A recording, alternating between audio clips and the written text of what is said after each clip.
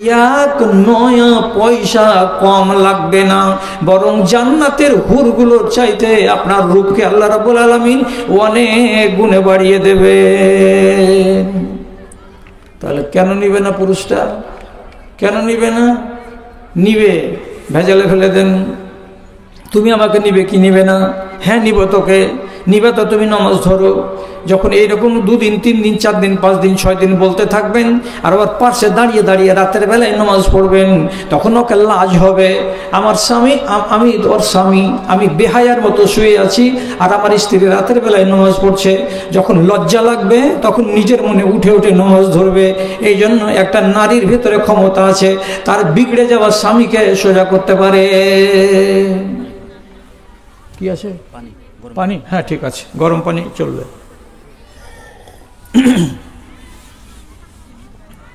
আচ্ছা, একটা বুঝাবার জন্য বলি, একটা জোড়া রাসূলুল্লাহর যুগে, এক জোড়া স্বামী স্ত্রী। স্ত্রীটার নাম হলো উম্মে হাকিম, মানে হাকিমের মা।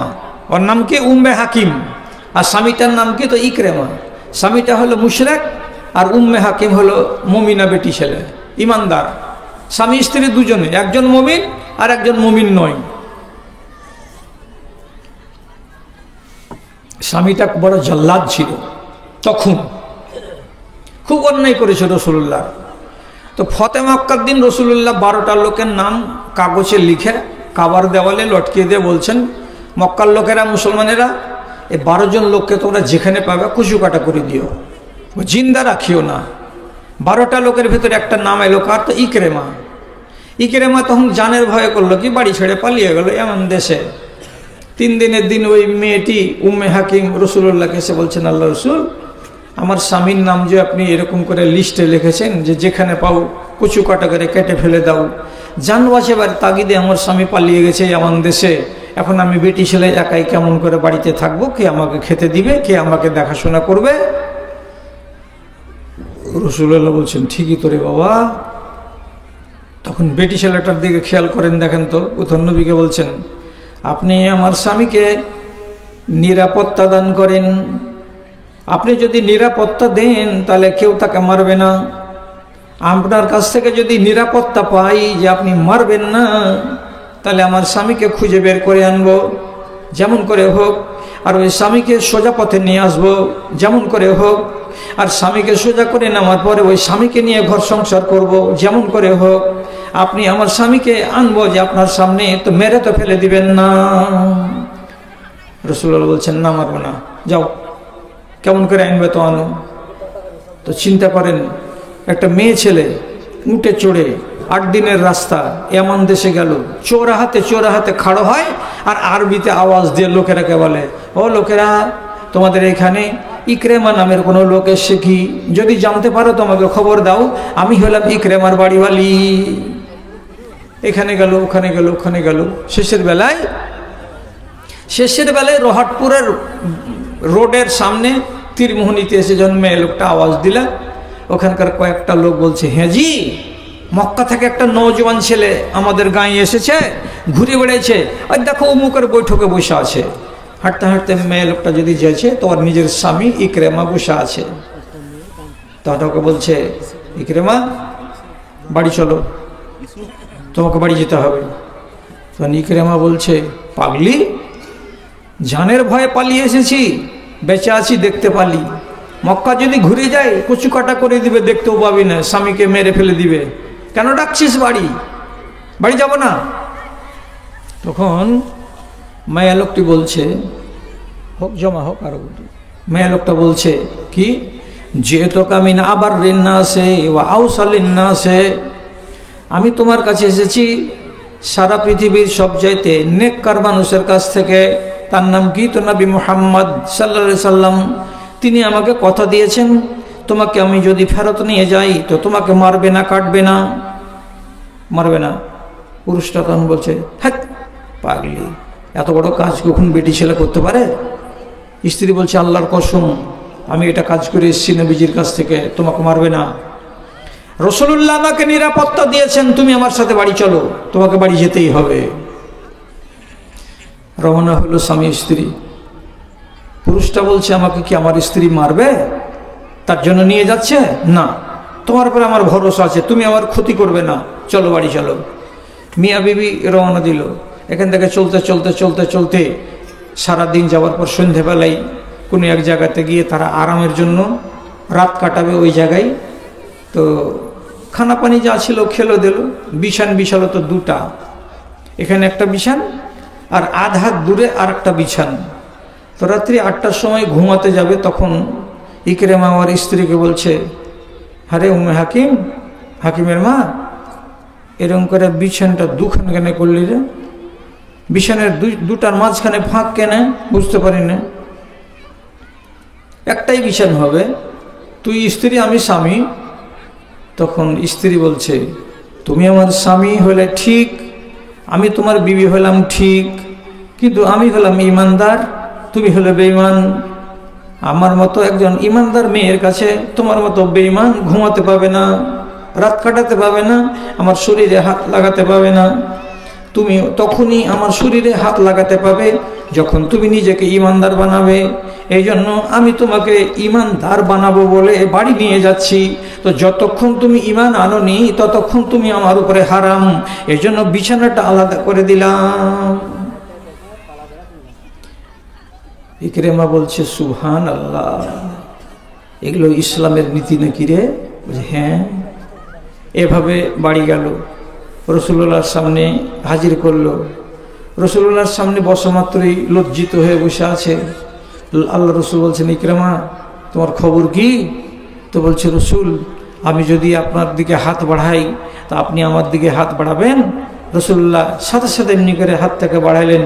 ইকরামা রাসূলুল্লাহর হাতে হাত দিয়ে কলমা পড়ে নিচ্ছে, আশহাদু আল্লা ইলাহা ইল্লাল্লাহু ওয়া আশহাদু আন্না মুহাম্মাদান আবদুহু ওয়া রাসূলুহু। মুসলমান হয়ে গেল। যেমনি মুসলমান হলো, সাথে সাথে নবীজি হাকিমের মাকে বলছে, হাকিমের মা, তোমার স্ত্রী, তুমি ওর স্ত্রী আর এটা তোমার স্বামী, এবার তোমরা দুজন সুখী সংসার কাটাও। আজ থেকে তুমি ওর জন্য হালাল আর ও তোমার জন্য হালাল, তোমরা দুজনই মুসলমান, বাড়ি যাও সুখের সংসার বানাও। এবার বিবি হালাল। আপনি বলেন, আমি ছোট করে বললাম, এই যে একটা লোক মুশরিক হয়ে আছে এতদিন ধরে, আর ওর বিবি মুসলমান হয়ে আছে ওর আগে থেকে 5 বছর 3 বছর আগে থেকে, এই মানুষটা যে হুজ্জতি করে করে দিন কাটাচ্ছিল, ওকে ইয়ামান দেশ থেকে ঘুরিয়ে এনে ওকে সোজা পথে নিয়ে এসে ইমানদার বানাতে পারলো। তো কে বানাতে পারলো? আমি? অন্য কোনো পুরুষ লোক? না ওর স্ত্রী পারলো? আপনি বলেন তো। স্ত্রীর কাছে যেটা ক্ষমতা আছে নিজের স্বামীকে সংশোধন করার, পৃথিবীর অন্য কাউরি কাছে নাই। একটা জ্ঞানী গুণী নারী সংসারটাকে কত সুখের বানাতে পারে অনেক উদাহরণ আছে। তো কতটি উদাহরণ আপনাকে দেব? কপালে আজকে জুটে গেছে আমাদের ঠান্ডা রাত, এই জন্য আপনারা অনেক চলে গেছেন আর অনেকগুলো বসে আছেন। আপনারা হয়তো জোরে কিছু বলতে পারছেন না আমাকে, যে বলি সে ছেড়ে দাও, তো তাও তো হয় যে ছেড়ে দিব। আর এতটি মেয়ে ছেলে আপনারা বসে আছেন, আমি নিজের মনে ছেড়ে দেব, এটাও আমাকে সালা ভয় লাগছে যে বাড়ি যায় যদি বলেন যে মুলবিটাকে কে ছাড়তে কইলে। এই জন্য আমি ফের ওয়াজ করছি। তো যা হোক, আর 2-4টা কথা বলি আপনাদেরকে, যদি আরো কমে যায় তাহলে নিজের মনে মনে ছেড়ে দেবো ইনশাল্লাহ। একটা কথা বলছি, আওরাতের ভিতরে বুদ্ধি আছে সংসারকে সাজাবার কত, আপনি আন্দাজ করুন, খেয়াল করেন আমার কথার দিকে। কালকে যেন শুনতে পাই কেউ যেন আমাকে ফোন করে বলে এই গ্রামের এই এলাকার কোনো বেটা ছেলে যে মৌলানা আপনার ওয়াজ আমার বাড়িওয়ালি মজলিসে শুনেছে, তো ভালো লেগেছে, জ্ঞানের কথা শিখে এসেছে, এই কথাটা যেন আমি কানে শুনতে পাই। আমি তো খারাপ কথা এখন পর্যন্ত বলিনি, আমি তো গান গাই না, গীত গাই না, গাজাল গাই না, আমি তো যা বলছি কোরআন হাদিস আপনার সামনে বলছি। এতে যদি আপনার ইমান ঠিক হয়, তো কি বলছি শেষের বেলায় আপনাকে, তো খেয়াল করেন। মুসা নবী একটা লোকের গালে চড় মেরেছিল, তো চড় মারাতে হলো কি, এক চড়ে নিঢাল হয়ে পড়ে যায়, দম বেরিয়ে গেল, মরে গেল, মরণ ছিল, মরে গেল। পরের দিন সকালবেলায় অন্য একটা লোক বলছে, এই ফেরাউনের লোকেরা ষড়যন্ত্র করছে, তোমাকে ধরবে, ধরে বাঁধবে, বেঁধে পিটবে, পিটাকে যে কালকে মার্ডার করেছে তার বদলা চুকিয়ে নিবে। কানে যেমন খবর এলো যে আমার বিরুদ্ধে ষড়যন্ত্র হচ্ছে, নবীজি মুসা নিজের জান বাঁচাবার জন্য মিশর ছেড়ে দিয়ে পালিয়ে চলে গেলেন অনেক দূর শহর, মদিনা থেকে পশ্চিম দিকে দূরে। সেই শহরটার নাম হচ্ছে কি মাদায়েন। এখানে চলে এলেন। সে মাদিয়ান শহরে এসেছেন তো 8 দিন 9 দিন হেঁটে হেঁটে হেঁটে হেঁটে হেঁটে হেঁটে হেঁটে হেঁটে ওই শহরে যখন পৌঁছেছেন তখন বিকেল বেলা একটা বড় ইন্দারার পার্শ্বে প্রচুর ছেলেপিলে নিজেদের ছাগল বকরি উটকে ইন্দারা থেকে পানি তুলছে আর পানি পান করাচ্ছে, পানি তুলছে আর পানি পান করাচ্ছে, আর জার্ঘে জার্ঘে পানি পান করা হয়ে যাচ্ছে, ওরা বাড়ির দিকে চলে যাচ্ছে। ওই ভিড়ের কাছে নবী মুসা এক পা করে আগে এলেন। তো আগিয়ে এসে দেখছেন দুটো বেটি ছেলে ইন্দারা থেকে একটু দূরে চুপচাপ খাড়ো হয়ে আছে। ওরা নিজের বালতি ইন্দারাতে নামায় না, সবটি ছাগলের দড়িগুলোকে হাতে করে ধরে আছে 2 বোন। ছাগলগুলো পানি পান করবে, তারপরে বাড়ি নিয়ে যাবে। সন্ধ্যা নেমে আসছে। নবী মুসা আস্তে করে যে মেয়ে ছেলে দুটোকে বলছে, কি ব্যাপার, তোমরা দূরে কেন খাড়ো হয়ে আছো? তোমরা বকরিকে পানি খাওয়াবে না?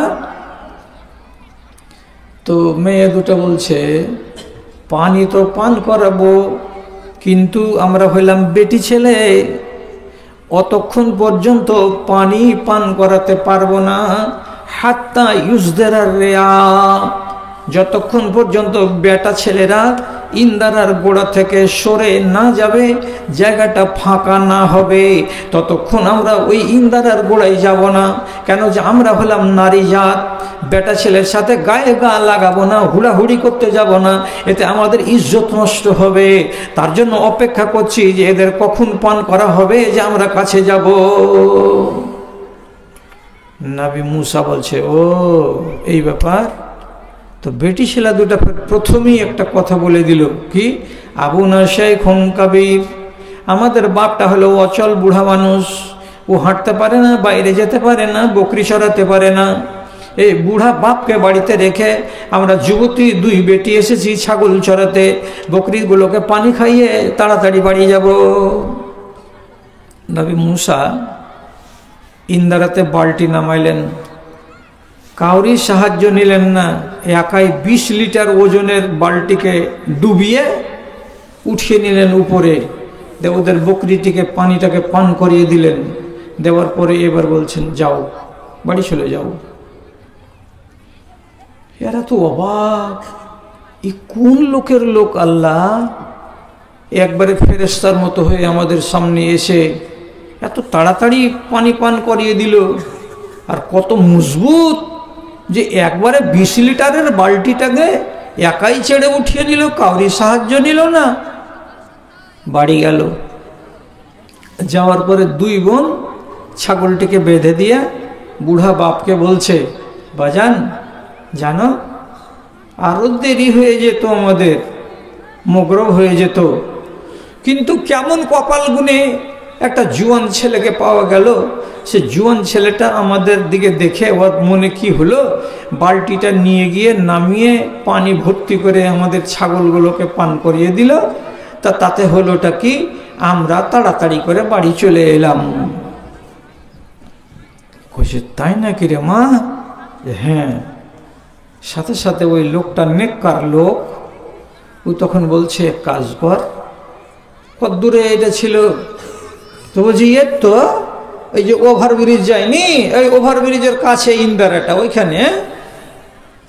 তো 2 বেটির ভেতরে একটা বেটিকে কইছে, কাজ কর, যা যে ছেলেটাকে ডেকে নিয়ে আয় বাড়ি। তো ছেলেটাকে ডাকতে যাবে, তো কে, তো বেটা তো নেই, ঘুরে বেটি। এবারে একটা বেটি আসছে, একে ডাকতে এলো। এসে নবী মুসা পার্শ্বেই ইন্দারার একটা গাছের তলাতে বসে আছে, আর ওইখানে বসে থেকে আল্লাহ তাআলার কাছে দোয়া করে বলছে, এ রব্বে করিম, তুমি আমাকে যে জায়গাতে পৌঁছে দিয়েছো, এখানে যদি তুমি আমাকে সাহায্য করো, মদত করো, তো ওই সাহায্যের দিকে আমি মুহতাজ, কিছু মদত করো আল্লাহ। মেয়ে লোকটা কাছে এসে বলছে, এ জি তোমাকে আমার বাপ ডাকছে। এমনি করে মুখ চড়ে নবী মুসা বলছেন, তোমার বাপ ডাকছে কেন? তো বলছে কিছু বদলা দিবে তোমাকে, তুমি যে উপকার করে দিয়েছো আমাদের। তখন নবী মুসা মনে মনে ভাবলেন, বিদেশে আছি, একাই মানুষ, যাই, কোন আল্লাহর বান্দা আমাকে ডাকলো, তো ওর বাড়ি যাই। তো এই মেয়েটা হাঁটছে আর সাথে সাথে নবী মুসা হাঁটছে। চলে চলে চলে চলে চলে চলে গিয়ে মঞ্জিলে যখন এসে বসলো, কথাগুলো শুনলো ওই বুজুর্গ। তো শোনার পরে তখন নবী মুসাকে বলছে, চিন্তা করতে হবে না, এমন জায়গাতে তুমি চলে এসেছো, এখানে তোমার উপরে কেউ জুলুম করতে পারবে না, এখানে তোমাকে কেউ মারবে না, কাটবে না, আমি তোমার পিঠের উপরে আছি ছাতার মতো, চিন্তা করিও না। এক, এই জায়গাতে বাপ আর মুসা নবী দুজনে কথা টথা বলছে, আর ওইখানেই বেটিগুলো একটা এসে তখন নিজের বাপকে বলছে, কি বলছে? ইয়া আবাতে ইস্তাজিরহু ইন্নাহু খায়রু মান ইস্তাজারতাল কাবিয়ুল আমিন। বাজান, এই ছেলেটা যদি রাজি হয় তো বাড়িতে ওকে চাকর রেখে নাও। কেন? যে চাকর যদি একে রাখো তো দুটা গুণ আছে ছেলেটার। কি দুটা গুণ?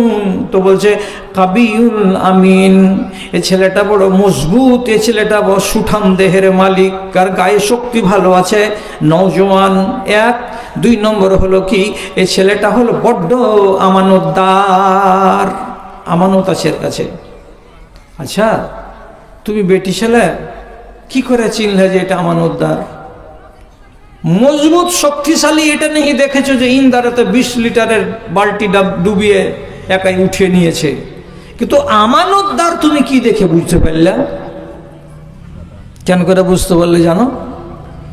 যখন ডেকে নিয়ে যাচ্ছিল বাপের বাড়ির দিকে, তো মেয়ে ছেলেটি আগে আগে হাঁটছে আর মুসা নবী পিছনে পিছনে হাঁটছে।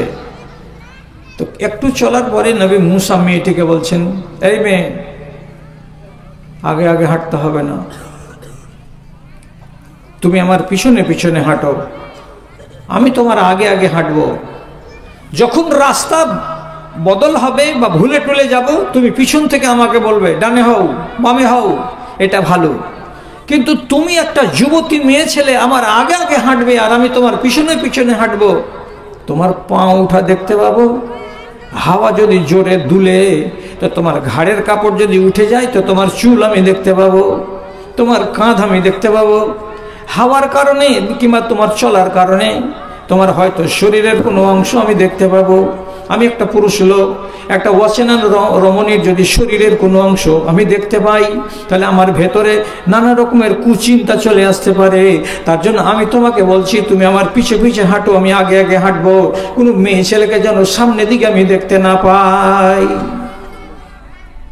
তাহলে এর জানা হয়ে গেছে বেটি ছেলেটার কি, এটা হলো আমানতদার। আমি একটা আলগা বেটি ছেলে, আমাকে পেয়ে ও তো বলতে পারতো, রাস্তা রাস্তা গল্প করতে শুরু করতো, এই হলো আর সেই হলো, তোমার বিয়ে হয়েছে না হয়নি, তোমার বয়স কত, তুমি কতখানি পড়া, আমাকে বিয়ে করবে কি করবে না, তোমার বাপ আমার সাথে বিয়ে দিবে কি দিবে না, 10 কথা বলতো, কিন্তু কোনো কথাই বলেনি, চুপচাপ চলে আসছে, চুপচাপ চলে আসছে। তাহলে এর ভেতরে আমানত কত আছে, যে একটা সাবালিকা বেটি ছেলেকে সাথে সাথে করে নিয়ে যে আসছে, তো তার সাথে কোনো আজে বাজে গল্প কিছু কথা বলে না। তো বাপকে মশওয়ারা দিচ্ছে কে? বেটিতে, আব্বা এই ছেলেটাকে তুমি রেখে নাও বাড়িতে, চাকর হিসেবে যদি রাখো তো এর শক্তিও ভালো আছে আর এর আমানতদারিও ভালো আছে। কাজে যার ভেতরে আমানত থাকবে ওকে তো রাখতে হবে, তাহলে তো গৃহস্থালিতে বরকত হবে, খিয়ানত হবে না। আচ্ছা দেখেন তো মেয়েটির বুদ্ধি কত আছে, তার বিবেক কত আল্লাহ তাআলা দিয়েছেন যে বাপকে পরামর্শ দিতে পারছে। এবার ওর বাপ তখন খানিক বাদী লোকটাকে বলছে, মুসা নবীকে বলছে, বাবা এখানে থাকো, খাও, রাত কাটাও, এখানে যে তুমি থাকবে তো তোমাকে একটা কথা বলছি। কি কথা?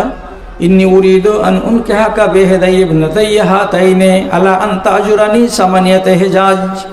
আমার দুটা বেটিকে তুমি দেখেছো পর্দার সাথে, এই দুটা বেটির ভেতরে কোন একটা বেটির সঙ্গে আমি তোমার বিয়ে লাগিয়ে দেব, তুমি আমার একটা বেটিকে বিয়ে করে নাও। শর্ত হলো এই, আমার বেটিকে তুমি মোহরানা দিবে। কতটি মোহরানা দিব?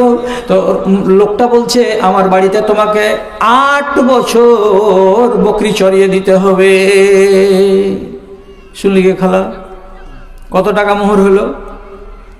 8 বছর বকরি চড়িয়ে দিতে হবে আমার বাড়িতে। এটা হলো মোহর, হয়ে গেছে, আমি নিচ্ছি। 8 বছর বকরি চড়িয়ে দিতে গেলে মোহর শোধ হয়ে যাবে, আর তোমার স্ত্রী তোমার হয়ে গেল, কোন একটা বেটির সঙ্গে আমি বিয়ে দিয়ে দিচ্ছি। দেখেন সন্ধ্যাবেলাতে মুসা নবী কইছে, আল্লাহ তোমার কাছে আমি খেতে চেয়েছিলাম, তোমার কাছে আমি রুটি চেয়েছিলাম, কিন্তু রব্বুল আলামিন তুমি এত দয়াবান যে আমাকে তুমি রুটিও দিলে, আর রুটিটাকে বানিয়ে দিবে কে? সে বানানে ওয়ালি মায়ালোকও তুমি আমাকে দিলে। আমার লাভ হলো কয়টা? যে দুইটা জিনিস আমি পেয়ে গেলাম। নবী মুসা মিশরকে ছেড়ে দিয়ে জানের ভয়ে বিদেশের মাটিতে আশ্রয় পেলেন, শুধু ব্যবহার দেখিয়ে তেনার বিয়ে হয়ে গেল একটা পর্দানাসীন বেটির সঙ্গে, মেয়ের সঙ্গে। 8 বছর ধরে তিনি ছাগল চড়িয়ে তারপর নিজের বিবিকে নিয়ে নিজের দেশে এসেছেন। কেন বললাম কথাটা? স্ত্রী বুদ্ধিমতী হতে গেলে বাপকে মশওয়ারা দিতে পারবে, নিজের স্বামীকে তো মশওয়ারা দিতে পারবে। আর স্বামীকে যদি ভালো মশওয়ারা দিতে পারে তো সংসারটা যে কত সুখের হবে তার মিশাল আর উদাহরণ আপনাকে আমি কি দিব, কতটি দিব। রাত হয়ে গেল সুবা 11টা, ছেড়ে দিব 11:30 রাত্রিতে। আপনারাকে বাড়ি যেতে হবে সবাইকে, আর ওয়াজ করব না, শুধু একটা কথা বলছি বলে শেষ। রসুল্লাহ মক্কা এসেছিলেন তো ঢুকতে পেলেন না মক্কা, তো জানোয়ার সাথে করে এনেছিলেন। তো জানোয়ার জবে করতে হবে 10 তারিখের দিন। তো তারা আগে মুশরিকেরা বাধা দিল। তো নবীজি বললেন সব সাহাবিটিকে নিজের বকরিগুলোকে সব জবাই করে দাও মাঠে। তারা বলছে কাজ হয়নি তো জবাই কেন করব? 15 মিনিট পরে রসুল দেখছেন তো একটাও খাসি জবাই হয়নি। রসুল্লাহর চোখ লাল হয়ে গেল। উম্মতিরা তোমরা আমার কথা শুনছো না মানে কি? রসুল্লাহর চোখ লাল দেখে বিবি সাথে ছিলেন উম্মে সালমা, উনি বলছেন রাসূল আপনার চোখ লাল কেন? বলছে লাল কেন হবে না, রাগের জ্বালাতে লাল হয়ে গেছে। আমি বললাম কুরবানিগুলো করে দাও, তো একটা লোক কুরবানি করেনি, মন খারাপ হবে না? হবে না। বলছে এই জন্য? বলছে হ্যাঁ। মশওয়ারা দেখেন স্ত্রী লোকের। তখন ছুরিখানটাকে উম্মে সালমা বাহির করে দিয়ে রসুল্লাহকে বলছেন এলেন ছুরি, আর নিয়ে বাহিরে যান। আর যাওয়ার পরে আপনার যেটা খাসি আছে আপনি নিজের খাসিটাকে করেন কি নিজে জবে করে নেন, আমি ট্যাং ধরছি, আপনি জবে করে দেন, লোক দেখবে তো দেখবে। লোকেরা দেখলো, আর দেখার পরে তিনি নিজে বলছেন আর আপনার মাথার চুল নেড়া করবে যে লোকটা, ওই নাপিতটাকে ডাকেন। তো রসুল যখন নিজের খাসিকে জবাই করে দিলেন তখন দূর থেকে লোকগুলো উঁকি মেরে মেরে দেখে বলছে রসুল জবাই করে দিলে, হে কি করবি তুই? কেটে দে আমার কেটা। ও তখন বলছে রসুল বিলে জবাই করে দিলে? হ্যাঁ। বলছে কেটে দে আমাদেরটা। 10 মিনিটের ভেতরে গোটা মাঠে যতটি খাসি ছিল সব জবাই হয়ে গেল। তো রসুল্লাহর ওইখানে বিবেকটা কাজ করছে না, কিন্তু কাজ করছে কার বিবেক? তো স্ত্রীর বুদ্ধিটা কি? আপনি জবাই করেন না নিজেরটা, তখন দেখবেন যে গোটা জাহানে যতটি লোক আছে এখানে সবাই ধাড়ার জবাই করে দিবে। যেমনি রসুল্লাহ স্ত্রীর মশওয়ারাটাকে মানলেন, আধা ঘন্টার ভেতরে মাঠের সমস্ত লোকের খাসি জবে হয়ে গেল। তাহলে ভালো পরামর্শ দেনেওয়ালা কে? স্ত্রী। আপনি গুণবতী হন, আপনি রূপবতী হন, আপনার আখলাকটা আল্লাহ ভালো করুক। সবচাইতে বড় কথা আপনি দিনদার হন, আর আত্মার চাইতে বড় কথা আপনার নিজের স্বামীকে আপনি দিনদার বানান।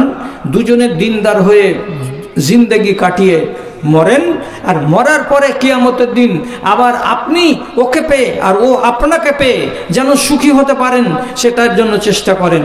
আর এই কথাটা নিয়তে করে নেন যে এই বছর যে মৌলভী সাহেব আমাদেরকে শেষের বেলা উঠলো, আপনারা তো সবাই আমার নাম জানেন, আমি এর আগে এসেছি, আপনারা আমাকে দেখেছেন। তো বলবেন কিছু যদি চিনতে না পারে তো বলে ধলো ফকফকে দাড়িওয়ালা লোকটা যে বলে গেছে যে স্বামী স্ত্রী এক জায়গাতে হতে পারবে, তো আমরা এক হব কিয়ামতের দিন। এই নিয়াত তুমিও করো, নিয়াত আমিও করি, তাহলে দুজন যদি ইমানদার হয়ে মরতে পারেন তাহলে আলহামদুলিল্লাহ, আল্লাহ তাআলা আপনাদের জীবনটাকে সফল করবেন। এবার আমি ওয়াজ আর করছি না, কেন যে পরামর্শতে হয়েছিল এটাই কথা যে 11:30 রাত পর্যন্ত জালসা চালাবো কিংবা 12টা, কিন্তু পরিস্থিতিটা অনুকূলে নেই, তার জন্য আপনাদেরকে আধ ঘন্টা আগেই ছেড়ে দেব।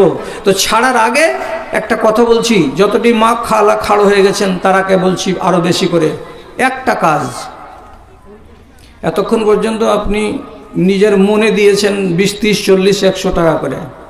এবার আমি শেষের মৌলভী সাহেব বক্তা বলছি, যদি আপনি আমার উপরে একটু রহম করেন, দয়া করেন, তাহলে আমার খাতিরে আপনি 10টা টাকা 20টা টাকা আল্লাহর ওয়াস্তে দেন। আপনি আর একবার দেন, 10-20টা টাকা যেন আমার হাতে আসে, আমি যেন জানতে পারি। হলে একটা কথা। আর একটা কথা, নিজের ঈমানকে ঠিক রাখতে চাইছেন তো? নিজের ঈমানকে যদি ঠিক রাখতে হয় তাহলে আপনাকে একটা কথা আর কি বলছি, যে আজকের দিন আপনি খবরদার বাজারে গিয়ে 20 টাকার জিলেবি টিলেবি কিনিয়েন না। আপনার ঈমানটাকে ঠিক করার জন্য একটা বই দিচ্ছি আপনাকে, কিতাবটার নাম হলো ঈমানের শাখা সমূহ। 70 পাতার বই, বাংলাতে লেখা আছে কোরআন হাদিস দিয়ে। আজকে জিলেবির পয়সাটা দিয়ে একখান বইগুলো হাতে করে বাড়ি যান, এই চেয়ারখানের কাছে পাওয়া যাবে। এই চেয়ারখানে কেউ আছে রে? কেউ আছে? ওই চেয়ারখানের কাছে পাওয়া যাবে। আপনার বেটিটাকে দিয়ে, বাচ্চাটাকে দিয়ে একখানা বাড়ি নিয়ে যে পড়বেন। আপনার ঈমানটা আল্লাহ তাআলা যদি মজবুত করে দেয় তো 20 টাকাতে ঈমান ঠিক করে পাওয়া যাবে। তা আপনি আর দেরি করবেন কিসের জন্য? আমাকে দেন 20 টাকা, 10 টাকা, 100। আরে বাপরে, মাশাআল্লাহ মাশাআল্লাহ। স্বামী অসুস্থ আছে, ওই কারণে স্বামী অসুস্থ আছে, তার জন্য পায়ের তোড়া খুলে দিয়ে দিয়েছে আমার এক খালা। মাশাআল্লাহ। আযবিল বাস রব্বান্নাস ইশফি আনতা শাফি লা শিফা ইল্লা শিফাউকা শিফান লা ইউগাদিরু সাকামা।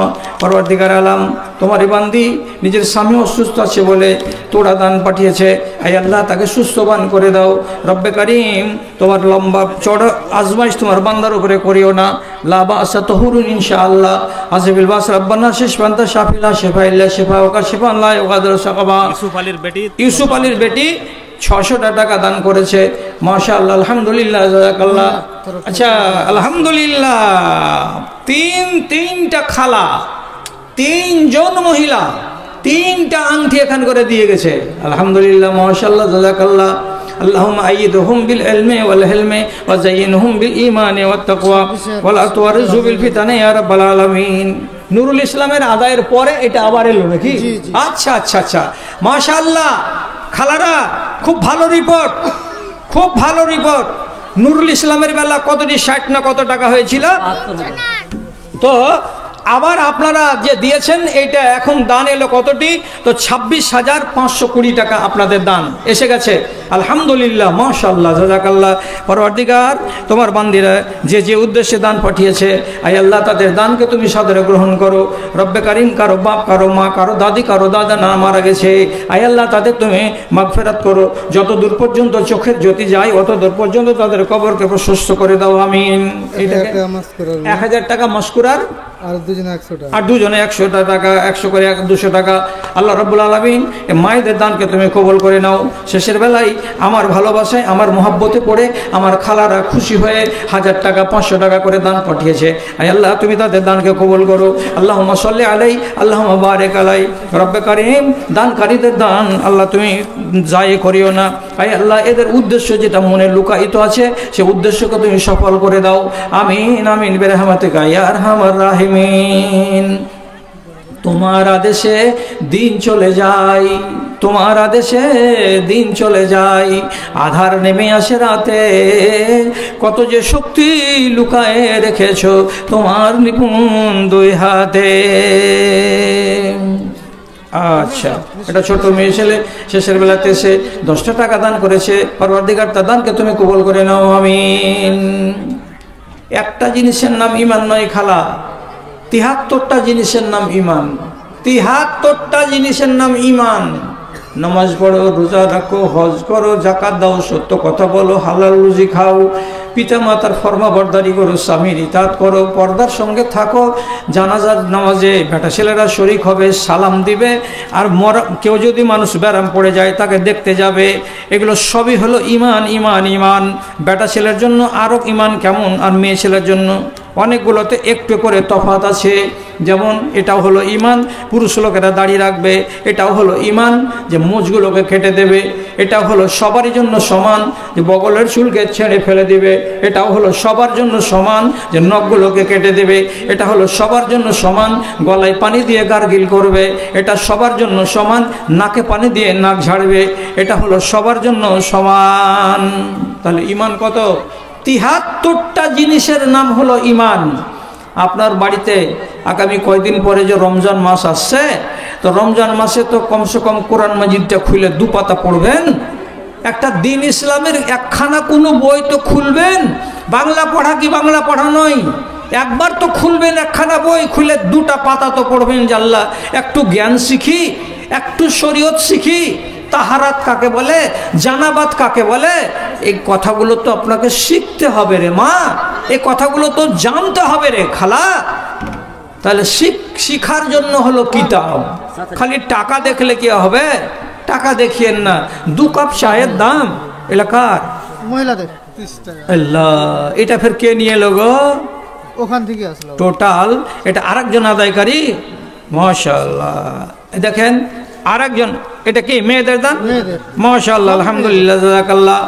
মায়েদের পক্ষ থেকে আমার ভাই 600 টাকা নিয়ে এসেছে। কিসের রে বাজি? টাকা দিবে নাকি? ও আচ্ছা আচ্ছা, ছোট ছেলে। আচ্ছা, ছোট ছেলেটা 50টা টাকা দান করেছে। দেখেন আর একজন আদায়কারী, মাশাআল্লাহ, 25টা টাকা দান, 30টা টাকা দান, কবুল করো পাক সুবহান। আর একজন আমাদের আদায়কারী, ও বেচারি মা খালাদের কাছে ঘুরে ঘুরে ঘুরে ঘুরে ঘুরে ঘুরে এ নিয়ে এসেছে 7,000 টাকা। একটু আগে পেলাম কতটি? 26,520 টাকা। আর আরেকবার পেয়ে গেলাম কত টাকা? 7,000 টাকা। আলহামদুলিল্লাহ, মাশাআল্লাহ, জাযাকাল্লাহ।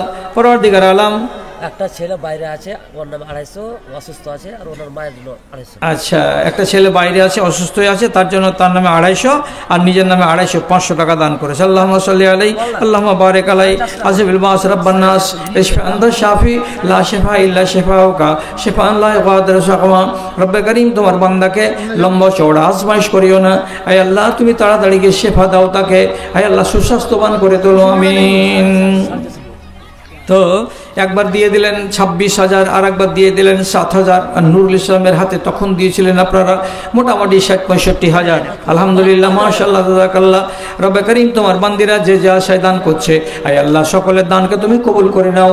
কারো বাপ, কারো মা, কারো দাদা, কারো দাদি, কারো নানা, কারো নানি যারা কবরবাসী হয়েছে, আল্লাহ যত দূর পর্যন্ত চোখের জ্যোতি যায় অত দূর পর্যন্ত তাদের কবরকে প্রশস্ত করে দাও। ইন তুআযিবহুম ফাইন্নাহুম ইবাদুকা ওয়া ইন তাগফির লাহুম ফাইন্নাকা আনতাল আজিজুল হাকীম। আমিন আমিন। আর একজন 100 টাকা দান, কবুল করো পাক সুবহান মিদাদাতাল মুরমান। আমিন।